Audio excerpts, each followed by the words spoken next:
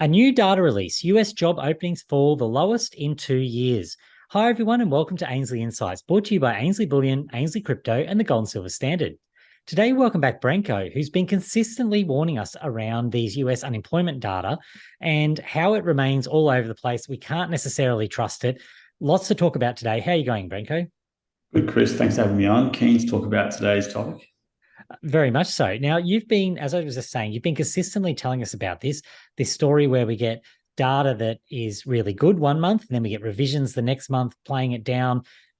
Quite substantial difference this time around. Tell us, let's start off by talking about what happened with the US job opening data that was on display this morning.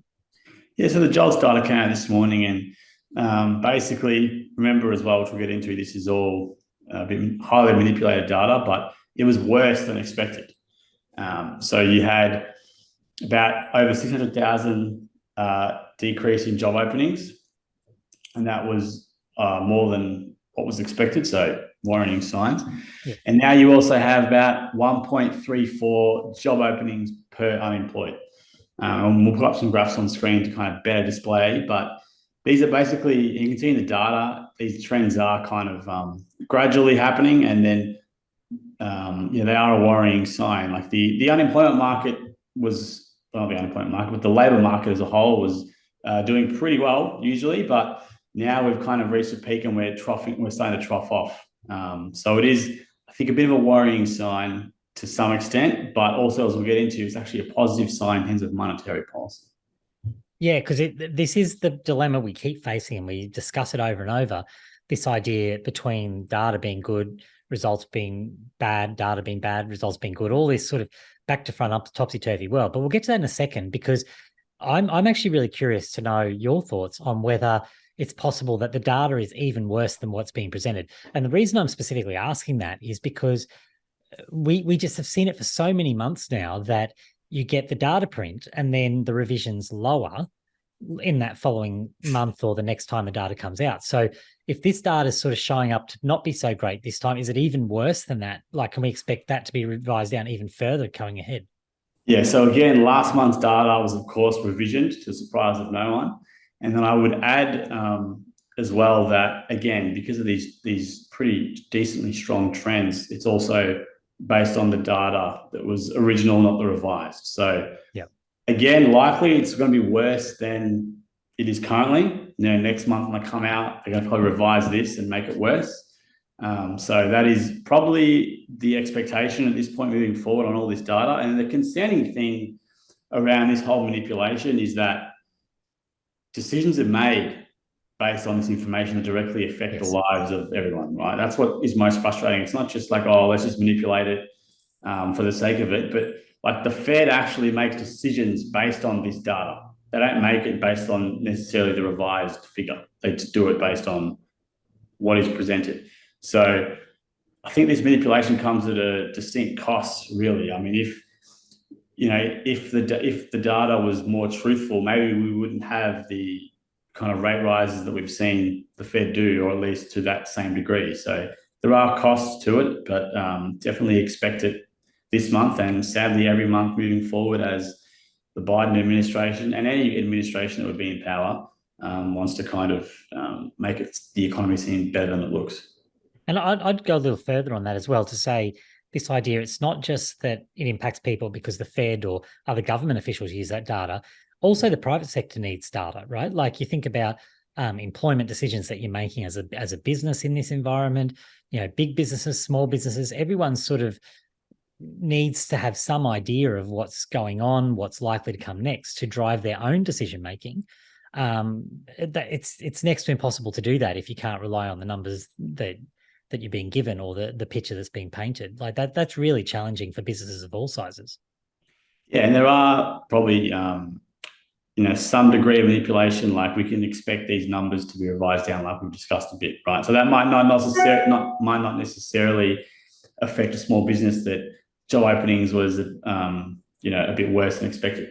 But implied kind of manipulations, like in inflation, which we've discussed, like yes, counting out certain goods or services in inflation data because it might increase it too much, that can directly affect a lot of businesses and their decision making. So often there are kind of implied manipulation that people might not be aware about that probably has the biggest impact on small business and larger business decision making. I like that explanation. That makes sense to me. So let's sort of turn the discussion around this idea of how the market reacted, because I mean, I've certainly been, I've been glued to the Bitcoin chart.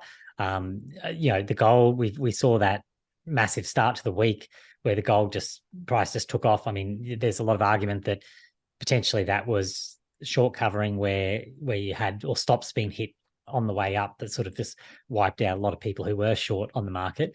And then it's come back down. But I look at probably cleared the way there.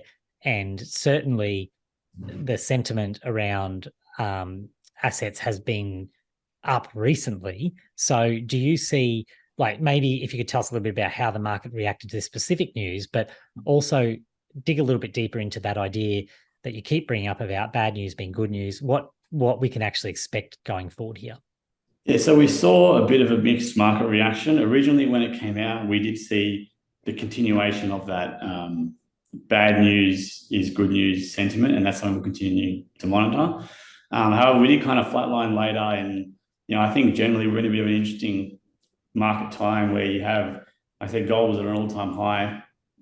I think it is at an all-time high now, or very close, and Bitcoin's soaring above 40. So it's a very interesting time in the markets. And I think early on we did see that bad news, good news kind of permeate, and that probably will continue to happen, but again, still somewhat turbulent. And I wonder too, like we've seen this before where we have this reaction. I suppose actually I'll phrase it differently. We need to understand what this good news, bad news is, right? Like we've seen this reaction over and over again. What is that actually saying for people who don't understand? Is it really that the bad news is indicating that we can expect a flood more, that the Fed or the government is going to come to the rescue and pump a lot more money into the system? Like, maybe can you just give us a bit more background around why the market is reacting this way? Because it's not actually irrational.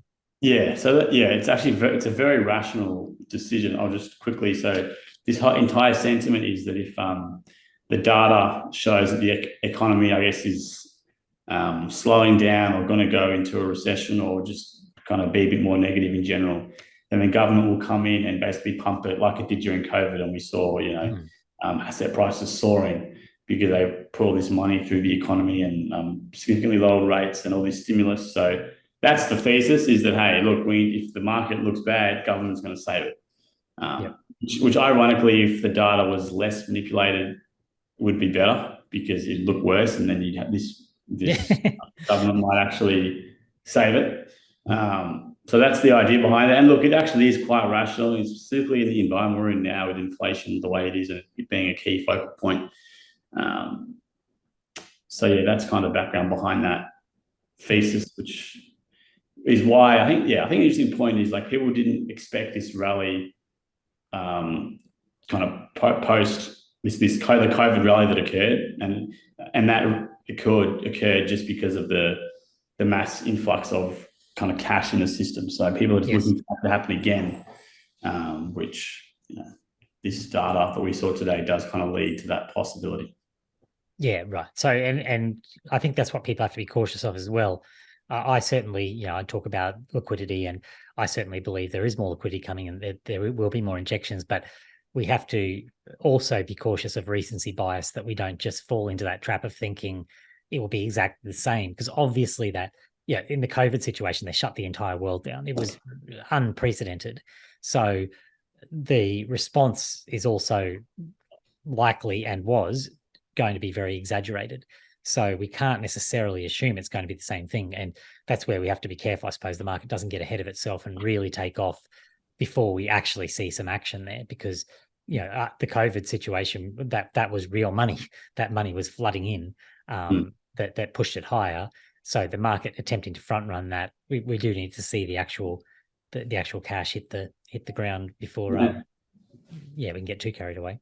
Thinking about this more now, I think I'd be interested to hear other people think, but it looks like to me almost we're pricing in this bad news is good news. We're pricing it in a bit too much. in terms of like what you said, the COVID response was exaggerated to people that are expecting another one. But in reality, that's probably, we're not going to have that extreme response to begin with. And expectations are already so high. Maybe because in a way, the bad news is good news is pricing in these moves. When it actually happens, we might not see asset prices fly as much because it's kind of being priced in now when the news happens. On top of the fact that the actual good news in terms of the rate decreases and stimulus won't be as high as it was in COVID times. Yes, yeah, and that's how I'm looking at it as well.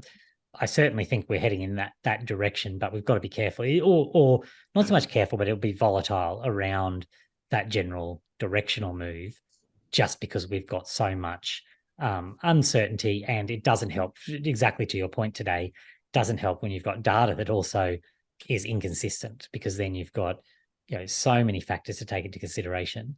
You've got a market that's trying to front run what's actually going on, and you've got data that doesn't really tell you what's actually going on. It's very confusing. Agreed. Yeah.